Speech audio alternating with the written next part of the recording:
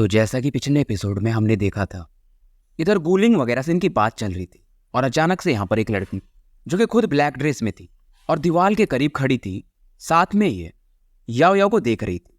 अब आगे पलक झपकती ये लड़की अचानक से गायब होती है और याओ याओ के करीब आ जाती है। इस लड़की का नाम था जुओ क्यू किंग यू। ये वही लड़की है जो कि अपने लिए एक दूल्हा देखने निकली थी और क्योंकि याओ याओ लड़की के वेश में थी तो इसे काफी ज्यादा पसंद आ गई थी और इस लड़की को यहाँ पर बहुत सारे लोग जानते थे। लुओनु भी इसे देखकर हैरान थी। वैसे ये लड़की दिखने में सच में काफी सुंदर थी और ये सीधा याओ याओ से कहती है कि मेरा नाम किंग यू है, क्यों ना हम दोस्त बन जाए। क्योंकि ये हैरान इस बात पे थी कि जब यहाँ पर ये प्रकट हुई थी तो सभी लोग इसे देख रहे थे सिवाय याओ याओ के, जिसकी वजह से इसका ध्यान याओ याओ पर फोकस हो चुका था। याओ याओ जब इसे देखती कि ये काफी करीब है तो थोड़ा पीछे हट जाती। कुछ भी हो, थी तो ये भी लड़की ही और फिलहाल ये अपना नाम बताती है जुओ जायो याओ। फिलहाल याओ याओ इसको इग्नोर करती और टियांग जुआन और गूलिंग पे फोकस करती है। मेरी बात याद रखना, रीमेंस डोमेन में देख लेंगे, अगर दम होगा वहां पे तो ये क्रिस्टल छीन लेना, और यहां से निकल जाती है। फिलहाल इसको युवान और लुओ फॉलो कर लेते हैं और किंग यू भी पीछे से इन्हीं की तरफ पड़ जाती है। टियांग जुन को काफी गुस्सा आता है। इससे लगा था कि युवान माफी मांग लेगा, पर वैसा कुछ नहीं होता है। खास करके ये लड़का याओ याओ ये काफी खतरनाक था और गूलिंग भी यहाँ पे मजा लेती है कि टियांग जुन मुझे लगा था कि तुम मैटर रिजॉल्व कर दोगे, पर शायद कोई फायदा नहीं हुआ। पर टियांग जुन कहता टेंशन मत लो। हालांकि वो बंदा यानी ये याओ याओ की बात कर रहा था कि उसका स्पिरिट स्ट्रांग है, कॉर्पोरियल रियल्म पे है, पर उसकी बॉडी काफी कमजोर है। सडन अटैक काम कर सकता है। और मैंने ये भी सुना है कि उसकी दुश्मनी वो एम्पायर के प्रिंस वो हुआंग से है, तो हमारा काम वैसे भी हो जाएगा। क्योंकि सभी को मालूम था वो हुआंग से फाइट करने वाले उसके सेम लेवल पर बहुत कम ही लोग हैं, इसलिए तुम टेंशन मत लो। कूलिंग भी इसकी बात सुनकर अब स्माइल करती है और टियांग जुन बताता भी है कि जो सीक्रेट 6 सेक्ट्स हैं वो कल यहाँ पे आने वाले और मे भी वही लोग सेंट रेमेंस डोमेन को ओपन भी करेंगे या कल वो अपने आप खोलेगा। अब इधर सीन शिफ्ट होता है और लुओ को दिखाया जाता है जो कि काफी गुस्से में थी कि मैं उस टियांग जुन को तो सिखाऊंगी अच्छे से। जाओ युआन फिलहाल टॉपिक बदल देता है क्योंकि फिलहाल इसे वो वर्मिलियन ब्लड और स्पिरिचुअल फ्रूट मिल चुका था। फिलहाल इसकी नजर याओ याओ की तरफ पड़ती है जिसके पीछे की वो लड़की किंग यू अभी भी उसे फॉलो कर रही थी और बोलती है कि जाओ याओ तुम हो कहां से, तुम्हारी बॉडी में जेनेसिस की नहीं है लेकिन तुम्हारी स्पिरिट काफी पावरफुल है, हम दोनों एक दूसरे का साथ दे सकते हैं। याओ याओ यहाँ पर काफी अनॉयड हो चुकी थी कि यार ये लड़की तो छोड़ने को तैयार नहीं। और याओ याओ इस दौरान युआन से बोलती यार मुझे भूख लगा है। तभी किंग यू बोलती क्योंकि हम साथ में मिल ही गए हैं तो आज मैं तुम लोगों को ट्रीट देती हूँ, वो भी मस्त खाना खिलाती हूँ। फिलहाल ये लोग आगे बढ़ रहे थे और अचानक से जाओ युआन ये रुक जाता है। इसकी नजर सामने वाले एक सीट पे पड़ती है और मानो एक बंदा जो कि गोल्डन रोब्स में था इसी को देख रहा हो। इसकी बॉडी में जो ड्रैगन रिजेंटमेंट पॉइजन था वो अपने आप मानो ट्रिगर हो चुका था और एक इंटेंस पेन ये फील कर सकता था। गोल्डन फिगर भी समझ चुका था। वो फिलहाल चाय पी रहा था। दोनों की नजरें एक दूसरे से मिलती है और मानो एक सन्नाटा सा छा गया हो। ये वही बंदा था वो हुआंग। क्योंकि वो हुआंग के भी बॉडी से वो ड्रैगन रूर अब बाहर निकलता है क्योंकि ड्रैगन रिजेंटमेंट पॉइजन उस ड्रैगन की वजह से हुआ था, तो दोनों एक दूसरे को फील कर सकते थे। अब इसके आसपास जो भी लोग बैठे थे वो थोड़े शॉक्ड हो जाते हैं कि भाई इस वो हुआंग को अचानक से क्या हो गया। और तभी इसकी तरफ किंग यू देखती है और कहती कि वो हुआंग थोड़ा शांत रहो, ये खाने की जगह है। और इसकी भी बॉडी से एक पावरफुल ऑरा निकलती है जो कि वो हुआंग के प्रेशर को ब्लॉक कर देती है। याओ याओ ये भी अपनी ऑरा रिलीज करने ही वाली थी पर फिलहाल ये शांत हो जाती है। साथ में लुओ भी यहाँ पर अपनी ऑरा रिलीज करती थी पर जाओ युआन ये शांति से बस उस गोल्ड फिगर को देख रहा था और फिलहाल ये अपने पॉइजन को सप्रेस करता है। अब यहाँ पर लोग चर्चा करने लगते हैं, अच्छा तो ये वही वो हुआंग है जो कि सच में काफी पावरफुल है। फिर लोगों की नजर किंग यू पे पड़ती, यार ये भी लड़की काफी पावरफुल है। साथ में लुओ पे भी पड़ती है और इन्हें अब तक तो ये भी पता चल चुका था याओ याओ के बारे में कि यार वो लड़का काफी सुंदर है और उसका स्पिरिट वो कॉर्पोरियल स्टेज पे है। पर इनके बीच में वो की नर्सिंग स्टेज का बंदा क्या कर रहा है, ऐसा ये लोग सोचते हैं। कुछ लोगों को पता भी था कि वो एम्पायर और जाओ एम्पायर, तो ये बंदा जाओ एम्पायर का होगा, यानी कि ये दोनों एनिमीज हैं। फिलहाल किंग यू वगैरह यहाँ पर बैठ जाते हैं और वो हुआंग इधर से शायद निकल जाता है और किंग यू कहती है तो तुम्हारा वो हुआंग से कुछ दुश्मनी है क्या, कहो तो मैं दोस्ती करा दूं। पर जाओ युआन हंस के कहता है यार वो लाइफ और डेथ क्वेरल है, तुम भी कुछ नहीं कर सकती। फिर ये कहती है तो फिर तो तुम काफी अनलकी हो, उसका पावर लेवल तुमसे कहीं ज्यादा है। अब युआन बताता है 1 साल से कम का समय हो रहा है, मेरे 8 मेरिडियंस ब्लॉक थे, मैं यहाँ तक पहुंच गया हूँ तो कुछ समय और की बात है। किंग यू भी हैरान थी, मतलब 1 साल से कम में तुम इस लेवल पे पहुंच चुके हो। अब लुलुओ भी कहती कि हमारे रहते हुए वो वांग भी तुम्हारा कुछ नहीं कर सकता। फिलहाल यहाँ पर किंग यू एकदम महंगे महंगे आइटम मंगाती, जैसे कि thunder tiger head, ice flame Python. खाना पीना इनका हो जाता है और रात का समय हो चुका था। युवान अपने कमरे में था और फिलहाल ही वो वांग से मिलने के बाद थोड़ा सा टेंशन में तो था कि यार वो बंदा ज़्यादा ही पावरफुल है। और ये मन में सोचता है कि डोमेन रूइंस में तुम्हें खुद पता चल जाएगा कि मेरे ड्रैगन को बचा पाना इतना भी आसान नहीं। और फिलहाल इसके पास वो जो वर्मिलियन ब्लड वगैरह चीजें थी उन्हें ये कंज्यूम करना शुरू कर देता है। इसके आईब्रोज पर फिर से वही सेम पावर चमकता है, यानी स्पिरिचुअल पावर, और इसके स्पिरिट को देखा जा सकता था। और फिलहाल ये उसी सेम डायमेंशन यानी प्रीमियल केओस डिवाइन ग्रैंड स्टोर में पहुंच जाता है और अपना कल्टीवेशन शुरू कर देता है। एक बार फिर से इसके स्पिरिट में क्रैक्स आने लगते हैं, यानी कि अपने लिमिट पे पहुंच चुका था, पर फिर भी ये गिव अप नहीं करता है। यानी जो प्रीमियल केओस था इसमें ये घूमते रहता है काफी तेजी से और इसे सहते जाता है। इसकी बॉडी टेम्पर्ड होते जाती है, और क्योंकि उसने वो लिक्विड्स यूज किए थे तो समय के साथ अभी पहले से भी ज्यादा कंडेंस हो चुका था। पहले जो इल्यूजनरी था, यानी एकदम हल्का फुल्का स्पिरिट दिखता था, वो पहले से थोड़ा कंडेंस हो चुका था और ये एडवांस इल्यूजनरी स्टेज में अब एंटर कर जाता है। यानी कि अब ये ग्रेड 3 के जेनेसिस रून्स को भी सीख सकता था और मिड हेवन लेवल के एक्सपर्ट से भी फाइट कर सकता है। अब जैसे अपनी आंखें खोलते हैं ऐसे याव याव की आवाज सुनाई देती और वही आवाज आती कि तुमने ब्रेक थ्रू कर लिया। इसके चेहरे पर एक स्माइल देखा जा सकता था और ये काफी खुश थी कि एक दिन पहले की बात है वो वांग इससे मिला था, पर ये डिमोटिवेट नहीं हुआ बल्कि इसने खुद पे मेहनत किया। और फिलहाल ये याव याव से कहता है कि क्या तुम मुझे ग्रेड 3 के जेनेसिस रून्स आज सिखा सकती हो। याव याव भी काफी खुश होती है। हाँ यार, वैसे भी ये लुलुओ और खास करके वो किंग यू ये मुझे परेशान करती है, बार बार मार्केट में नहीं जाती, क्योंकि याव याव को शांति से रहना ज्यादा पसंद था। और फिलहाल ये दोनों एक रूम में कल्टीवेशन शुरू कर देते, यानी कि याव याव इसे ग्रेड 3 का जेनेसिस रून्स अब सिखाने लगती, पर ये बताती है कि इसमें तुम्हें काफी टाइम लगेगा अगर इसके परफेक्शन पे पहुंचना है तो। और याव याव भी कहती है कि यार वो वांग वो बंदा टैलेंटेड तो है, नॉर्मली ये किसी को कहती नहीं थी, पर फिर से ये कहती, लेकिन उसका जो लाइफ है एकदम स्मूथ गया है, उसने कोई वैसा प्रेशर झेला नहीं, तो वो थोड़ा एरोगेंट ज्यादा है, इसीलिए तुम्हें फायदा मिलेगा। और जब ये युवान की तारीफ करती है तो युवान भी कहता है कि क्या तुम मेरी तारीफ कर रही हो, क्योंकि याव याव नॉर्मली तारीफ करती भी नहीं थी। ये कहती है समझ सकते हो। युवान भी इसे थैंक्स बोलता है। फिलहाल सुबह का समय हो चुका था और 6 स्टार्स आसमान में देखे जा सकते थे, यानी कि 6 कार्नेज फिलहाल इस तरफ बढ़ रहे थे। ये वही 6 सैक्रेड सेक्ट्स वगैरह थे जो कि फाइनली यहाँ पे पहुंच चुके थे। और ये जो 6 लॉर्ड्स थे इनका स्टेटस इतना हाई था कि जो सिटी लॉर्ड टियान लुओ था ये उससे भी भाव नहीं देते। जब युवान भी इन्हें देख रहा था और समय के साथ वो जो ग्रेड 3 का जेनेसिस रून्स था उसे ये मास्टर करने शुरू भी कर दिया था। अब इधर हाउस ऑफ जीनियसेस को दिखाया जाता है और फिलहाल याव याव को वो लुलुओ और किंग यू फिर से यहाँ से ले जाती है और पूरा टाइम मार्केट घूमते रहती है। और युवान भी समय के साथ, क्योंकि याव याव के साथ रहता था तो इसे भी वाइन की आदत लग चुकी थी और इसने कुछ सीक्रेट सैंपल्स भी रखे थे जो कि बस याव याव के लिए रखा था। और ये फिलहाल सोच रहा था, हालांकि इसका जो सोल है वो एडवांस इल्यूजनरी स्टेज पे पहुंच चुका है, पर अभी भी वो वांग के सामने ये काफी नहीं था। हाँ, अगर ये वो सिल्वर शैडो का स्ट्रेंथ यूज करे तो एक फाइट कर सकता है, पर वो सही नहीं है। मान लो बेहोश हो गया तो 1 महीने तक सेंट रेमेंस डोमेन में ही ये पड़ा रहेगा। और फिलहाल ये सोच रहा था कि सेंट रेमेंस डोमेन में जाने के बाद मुझे कैसे भी करके अपने जेनेसिस की को हेवेंस गेट लेवल पे ले जाना ही पड़ेगा। अब ये ख्यालों में खोया हुआ था, तभी इसके आसपास एक मिडिल एज मैन प्रकट होते हैं और इन्होंने चप्पल भी नहीं पहने थे।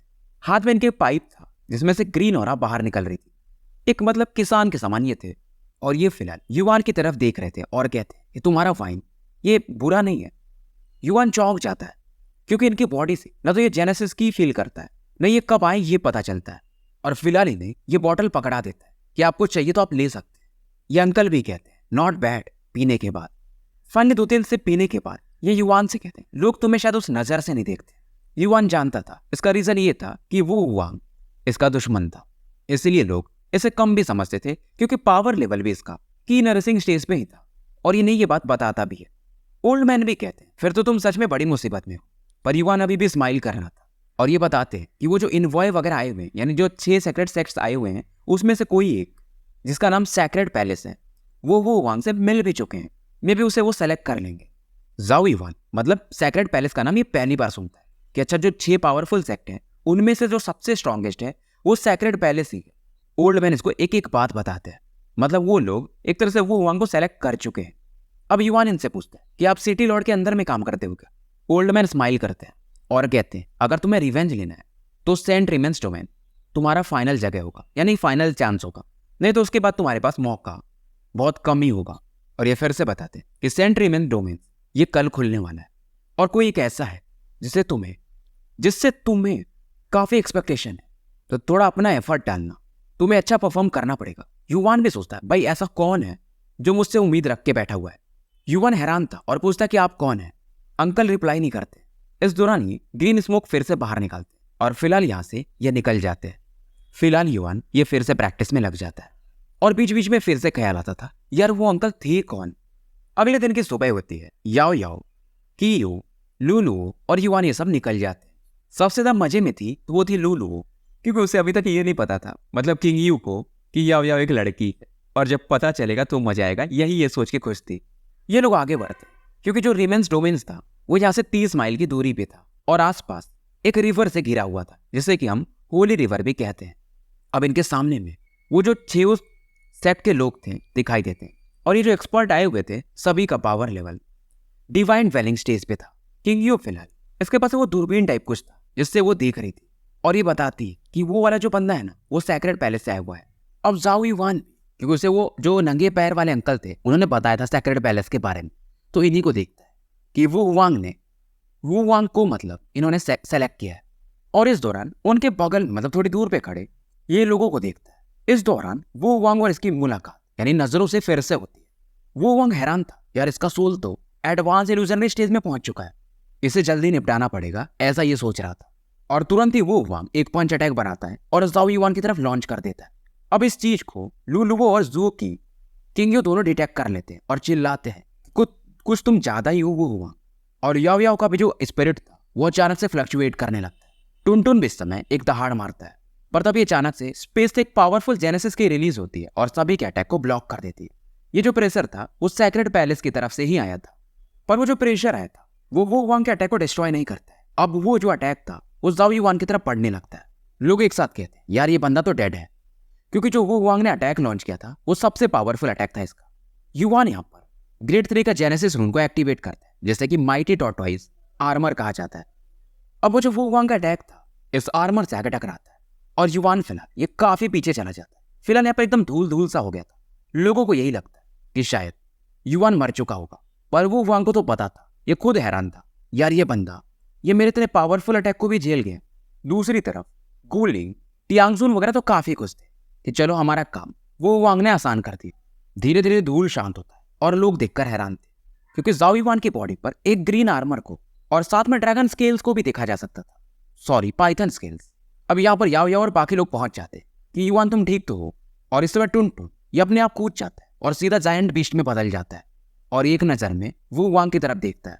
कुछ भी हो अब ये युवान को अपना दोस्त तो मानता ही था कि मैं बुली कर सकता हूँ युवान को, पर कोई और नहीं। इसका सीधा सीधा इशारा यही था। याओ याओ फिलहाल ये टुनटुन को शांत करती है और ये जैसे अपनी ऑरा रिलीज करने जाती है युवान इसे रोक देता है कि मास्टर हे ने कहा था, याद है ना। अब इधर सैक्रेड पैलेस वाले बंदे ने टुनटुन को भी यहाँ पर थोड़ा सप्रेस कर दिया था और ये चिल्लाता है कि डोमेन्स खोलने वाले हैं, शांति से बैठो। लूलू वो गुस्से में कहती तो आपने वो वांग को क्यों नहीं रोका। ये समझ चुके थे कि सैक्रेड पैलेस बेसिकली वो वांग को प्रोटेक्ट कर रहा था। अभी सैक्रेड पैलेस वाला बंदा कहता है अगर तुम्हारे कंप्लेंट्स हैं तो डोमेन में एंटर मत करो। पर जैसे ये बात बोलता है अचानक से एक फिगर यहाँ पे प्रकट होते हैं और कहते हैं कि जाओ पान, यानी जो सैक्रेड पैलेस वाला बंदा था इसका नाम जाओ पान था, कि तुम इतने बेशरम कैसे हो सकते हो, अपने हिसाब से सोचो, वो बच्चे हैं। अब इन्होंने भी जो बोले थे वो भी जो 6 सेक्ट्स थे उनमें से एक थे। युवान भी इनकी तरफ देखता है, देखने में ये जाओ पान के साथ बराबर ही पावरफुल होंगे और ये कोई और नहीं बल्कि वही अंकल थे। इसे लगा नहीं था कि ये अंकल वही हो सकते हैं 6 सैक्रेड पैलेस में से एक। इनका नाम था मू वूजी और मू वूजी समझाते कि जाओ पान तुम्हारा यहाँ पर कोई वैसा इरादा नहीं होना चाहिए, सभी बच्चे पार्टिसिपेट करने आए हैं और तुम किसी को ऐसे बैनिश नहीं कर सकते। जाओ पान फिलहाल ये शांत हो जाता है। वो वांग को दिखाया जाता है, अंदर से काफी सरप्राइज था कि यार ये बंदे ने मेरे पंच को कैसे ब्लॉक कर दिया। हालांकि युवान इसका जो हाथ था उसमें थोड़ा पेन तो था और युवान समझ चुका था कि वो वांग अब डर रहा है। हालांकि अभी भी वो ज्यादा पावरफुल है, पर उसे अब एक खतरा फील हो चुका था कि जो इसके पास है शायद युवान फ्यूचर में छीन सकता है। इस दौरान युवान टुनटुन को थोड़ा सा ऐसा सहलाता है कि भाई तू असली भाई है मेरा। याओ याओ जो थोड़ी देर शांत थी वो कहती भी मिलने दो डोमेन्स में, मैं इसे बताती हूँ। अब यहाँ पर टियांगजुन भी कहता है कि यार ये बंदा ये युवान इसके अंदर कुछ एबिलिटी तो है, पर गूलिंग कहती कोई नहीं, वो वांग इसे आराम से मार ही देगा। ये बस इस बार लकी था। अब इधर ये जो 6 एल्डर्स आए हुए थे, ये अपनी ऑरा को यूज करते हैं। सामने में जो मिश था धीरे धीरे वो छटने लगता है। युवान इन सभी के पावर्स को देख रहा था और समझ रहा था, तो ये होता है वो पावर डिवाइन ड्वेलिंग स्टेज का। अल्फा स्टेज के बाद ही कोई बंदा डिवाइन लेवल में पहुंच सकता है। फिलहाल यहाँ पर स्पेस में एक होल सा हो जाता है और ये लोग एक साथ कहते हैं कि अब सभी लोग एंटर कर सकते हैं।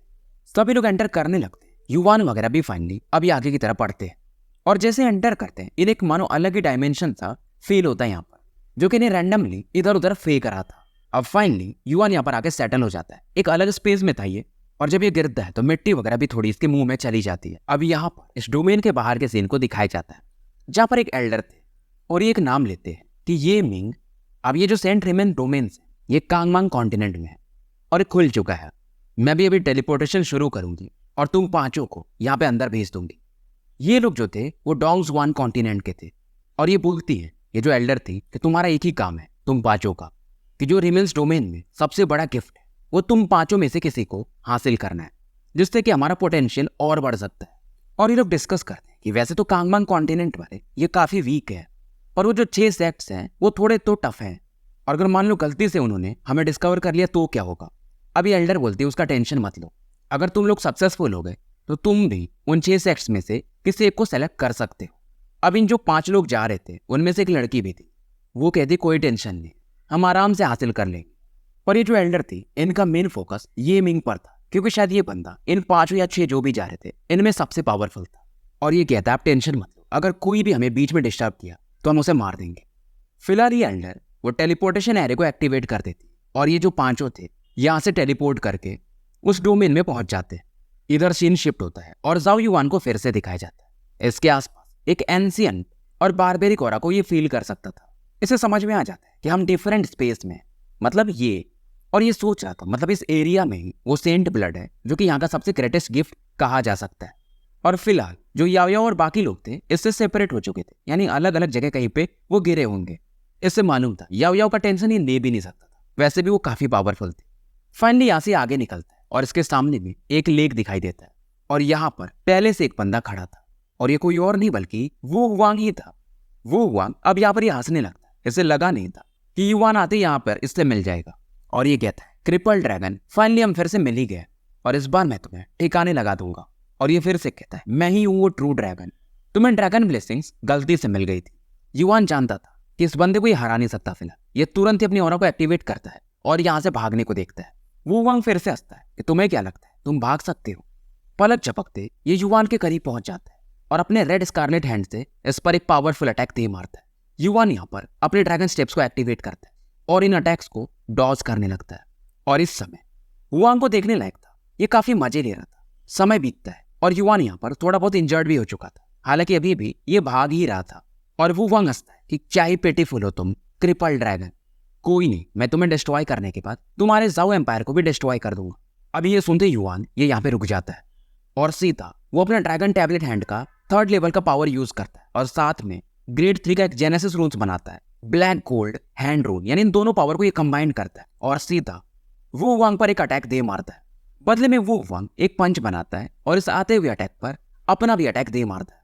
जब दोनों के अटैक टकराते हैं तो जाओ युवान ये काफी पीछे जाके गिरता है और वो वांग भी 12-15 कदम पीछे हटने पे मजबूर था। और फिलहाल इसके अंदर एक किलिंग इंटेंट जाग चुका था कि तुम्हारे जैसा खरगोश जो कि हमेशा भाग रहा है मुझ पे तुम अटैक करोगे। और फिलहाल इसकी बॉडी से एक रेड जेनेसिस की काफी तेजी से बाहर निकलती। अभी बिल्कुल भी खेलने के मूड में नहीं था। फिलहाल युवान यहाँ पर अब अपने सोचता है कि सिल्वर शैडो को एक्टिवेट करना ही पड़ेगा। अब जब ये अटैक करने के लिए वो वांग बढ़ता है तो मन में सोचता है अगर वो याओ देखती तो उसे मजा आता, वो तुम्हारी काफी तारीफ कर रही थी। अब इधर वो वांग का अटैक बढ़ता है और जाओ युवान अपने यूनिवर्सल बैग से वो जो सिल्वर बॉल था उसे बाहर निकाल लेता है। पर जैसे इसे एक्टिवेट करने वाला था एक स्वॉर्ड की ओर वो जो सामने वाला अटैक था उसे ब्लॉक कर देता है। युवान एकदम चौंक जाता है। इसके सामने एक ब्लैक स्वॉर्ड आके खड़ा था और ये स्वॉर्ड की सच में काफी पावरफुल थी। वो वांग भी कहता है ब्लाइंड स्वॉर्ड तुम यहाँ पे क्या कर रहे हो। अब ये जो ब्लैक स्वॉर्ड था इसका नाम था चुनजुन। ये कहता है कि इसने मुझे एक बार खाना खिलाया था तो बदले में कुछ तो करना पड़ेगा। युवान फिलहाल अपने सिल्वर बॉल को अंदर रख लेता है। युवान इस दौरान चुनजुन से बोलता है इसे मारना मत, मैं इसे पर्सनली मारना चाहता हूँ। ये सुन करके अपन इसे ब्लाइंड स्वॉर्ड ही कहें। ब्लाइंड स्वॉर्ड भी स्माइल करता है कि यार तुम्हारे अंदर कॉन्फिडेंस तो है। और युवान के स्माइल को देख के समझ गया था कि ये एवे ही नहीं कह रहा है, ये मारना चाहता है सच में। और इस समय युवान यहाँ से निकल जाता है, पर जाने से पहले कहता है कि वो हुआंग अगली बार सावधान रहना, तुम्हारा सर होगा और मेरा हाथ। युवान थोड़ा समय बीत जाता है और काफी दूर निकल चुका था। फिलहाल ये सोचता है कि याओ और बाकी लोग कैसे कर रहे होंगे। अब जब ये आगे बढ़ रहा था तो इसे सामने में एक ब्लैक बिस्ट दिखाई देता है, और ये जो बिस्ट था ये मिड हेवन लेवल का होगा, और ये एक ब्लैक लायन था। युवान भी सोचता है यार हर बार मेरे सामने ही प्रॉब्लम। फिलहाल ये अपने युवान ब्रश को निकाल लेता है और तुरंत ही ये ऑरा फ्लेयर टेक्निक यूज करके इससे फाइट करना शुरू कर देता है। हालांकि बैटल काफी फियर्स था, पर युवान इसे जीत लेता है। और जैसे ये बीस्ट गिरता है इसके बॉडी से एक व्हाइट की बाहर निकलता है, और ये जो व्हाइट मिस्ट था ये दो भागों में बढ़ जाता है। एक युवान के बॉडी में जाने लगता है और दूसरा पार्ट ये जो युवान ब्रश था इसमें एंटर करने लगता है। और ये जो व्हाइट मिस्ट था बेसिकली एक प्योर जेनेसिस की था। इसे समझ में नहीं आता यार ये चल क्या रहा है, और ये फील करता है इसका जो पाइथन की उसमें एक सिल्वर सा सेंट आ गया। और अब इसके दिमाग में ख्याल आता है यानी यहाँ के बीस्ट को मार करके अपनी ऑरा बढ़ाई जा सकती है, क्योंकि यहाँ की जो जेनेसिस की है वो ज्यादा ही प्योर है। और एक चीज पर इसकी नजर जाती है, जो इसका युवान ब्रश था उसका जो थर्ड होल था अब वो भी थोड़ा चमकने लगा था। और अगर इसको ये एक्टिवेट कर लिया तो आराम से इसका पावर काफी बढ़ सकता है। और फिलहाल ये माउंटेन की तरफ बढ़ जाता है कि अब बीस्ट को मारूंगा और अपने पावर लेवल को बढ़ाऊंगा, और इसी बहाने शायद मैं हेवेंस गेट लेवल पे पहुंच सकता हूँ। फिलहाल ये गहरे माउंटेन के अंदर पहुंच चुका था और इसके सामने एक गोल्डन एप था। और बड़ी बात ये थी कि ये जो एप था ये जेनेसिस टेक्निक यूज कर सकता था। अगर युवान ने किसी और बीस्ट को देखा था जो कि जेनेसिस टेक्निक यूज कर सकता है तो वो बस टुनटुन था। ये एप भी थोड़ा अलग था, यानी इसकी भी जो ब्लड लाइन थी शायद थोड़ी स्पेशल होगी। अब ये जो एप था ये तो था सच में पावरफुल, और युवान भी इस पर कई सारे फिश अटैक यूज करता है, जैसे कि ड्रैगन टैबलेट हैंड। पर दोनों के अटैक एक दूसरे को काउंटर कर दे रहे थे, और बैटल यहाँ पर ये काफी वॉयलेंट था। खास करके एप की जो बॉडी थी वो सच में काफी स्ट्रांग थी, और जब भी दोनों फाइट करते हैं तो युवान को भी कुछ कदम पीछे हटना पड़ता ही था। और युवान हैरान था, जब भी इस बिस्ट से टकराता था इसके ब्लड में भी मानो कोई एक हलचल सा हो जाता था। पर फिलहाल ये अपने युवान ब्रश के थ्रू इस एप के डिफेंसेस को तोड़ने लगता है, और एक के बाद एक इस पर ये जख्म देते जाता है। और एप जब भी इसको इंजरी होती थी तो और भी तेजी से चिल्लाता था। और जो टेक्निक था युवान ब्रश का सेकंड वाला इरोड, क्योंकि इसे चोटिल कर चुका था तो अंदर से इसके बॉडी को युवान यहाँ पर डिस्ट्रॉय करना शुरू कर देता है। और फिलहाल इस ऑरा को एब्जॉर्ब करके इसका जो पावर था वो एडवांस की नरिसिंग स्टेज के पीक पर पहुंच चुका था। और साथ में जो आधा ऑरा थी इसके युवान ब्रश के पावर को भी काफी इंक्रीज कर चुकी थी। पर हैरानी तब इसे होती ये व्हाइट मिस्ट की तो इसे मिलता है, और साथ में एक ग्लोइंग बॉल भी इसे दिखाई देता है जो कि एप की बॉडी से बाहर निकला था। और ये एक टेक्निक था मिड ग्रेड का ब्लैक टायर जेनेसिस टेक्निक, युवान एक्सप्लोजिव फोर्स, जिससे कि किसी भी पावर को बढ़ाया जा सकता है। ये हैरान था यार एक बीस्ट कैसे ऐसे टेक्निक मास्टर कर सकता है, और मे भी शायद ये सेंट रेमेंस डोमेन्स में ही होता होगा। और फिर ये सोचता है यानी ये बीस्ट तो इतना ही पावरफुल, यानी आगे जो बीस्ट मिलेंगे मे भी उनके पास हेवन क्लास की भी टेक्निक हो सकती है, पर जो बीस्ट मिलेंगे भी वो ज्यादा पावरफुल हो, यानी कि अल्फा लेवल पे शायद वो हो सकते हैं। फिलहाल इसका जो युवान ब्रश था उस पावर को एब्जॉर्ब कर चुका था, और उसमें एक हल्की सी हरकत सी हो रही थी, यानी जो थर्ड जेनेसिस रून था अब लगभग जाग चुका था। अब जैसे कि इसके हर एक रून्स के यानी युवान ब्रश में जो होल्स थे सबका एक अलग अलग पावर था। जैसे सेकंड वाले का इरोड था, यानी अंदर से वो किसी को खत्म सा कर सकता है। अब ये थर्ड का क्या पावर होगा ये यही सोच रहा था। और जब ये पूरा हो जाता है तो उस पर लिखा हुआ था मिरियाड ट्रांसफॉर्मेशन, और पूरा जो इन्फॉर्मेशन था इसके माइंड में जाने लगता है। तो स्टोरी को यहीं पे समाप्त करते हैं और मिलते हैं फिर कल एक नए वीडियो के साथ।